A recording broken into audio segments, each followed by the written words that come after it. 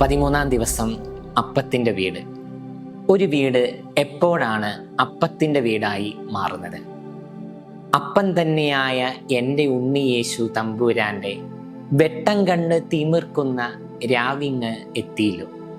3 വർഷങ്ങൾക്ക് മുമ്പ് എറണാകുളം അങ്കമാലി അതിരൂപതയിലെ 3 വൈദികർ ചേർന്ന് ഒരുക്കിയ അപ്പത്തിൻ്റെ വീട് എന്ന ക്രിസ്മസ് ഗാനത്തിലെ ഈരടികളാണ് ഇത്.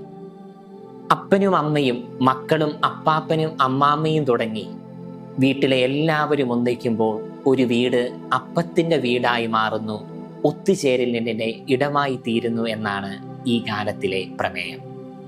ഈശോ പിറന്ന ബേത്ലഹേമിന് ഹെബ്രായ ഭാഷയിൽ അപ്പത്തിൻ്റെ വീട് എന്നാണ് അർത്ഥം.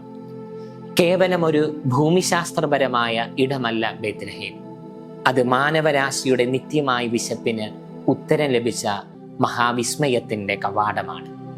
മനുഷ്യർക്ക് തന്നെ അപ്പമായി പിന്നീട് നൽകിയവൻ അപ്പത്തിൻ്റെ ഭവനത്തിൽ ജനിക്കുക ഉചിതമായിരുന്നു. യേശു പറഞ്ഞു, ഞാൻ ജീവന്റെ അപ്പമാകുന്നു, എൻ്റെ അടുക്കൽ വരുന്നവന് ഒരിക്കലും വിശക്കുകയില്ല.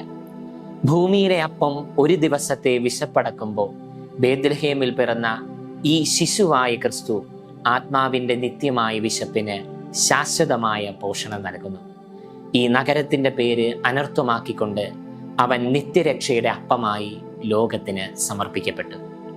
നമ്മൾ ക്രിസ്മസ് ആഘോഷിക്കുമ്പോൾ അപ്പത്തിൻ്റെ ഭവനം നമ്മെ ഓർമ്മിപ്പിക്കുന്നത് പങ്കുവെക്കലിൻ്റെ മഹത്വമാണ്. ദൈവം തൻ്റെ ഏകജാതനെ ലോകത്തിന് നൽകിയതുപോലെ നമ്മൾ ഓരോരുത്തരും നമുക്ക് ലഭിച്ച സ്നേഹവും സമൃദ്ധിയും അനുഗ്രഹങ്ങളും മറ്റുള്ളവരുമായി പങ്കുവെക്കണം. നമ്മുടെ ഉള്ളിലെ ബേത്ലഹേം ദരിദ്രർക്കും ഒറ്റപ്പെട്ടവർക്കും വിശക്കുന്നവർക്കും ആശ്രയമേകുന്ന അപ്പത്തിൻ്റെ വീടായി മാറണം. ബേത്ലഹേമിൽ നിന്ന് ലോകത്തിലേക്ക് പ്രവഹിച്ച ജീവന്റെ അപ്പം ഈ ക്രിസ്മസ് കാലത്ത് നമ്മുടെ ഹൃദയങ്ങളെ നിറയ്ക്കട്ടെ.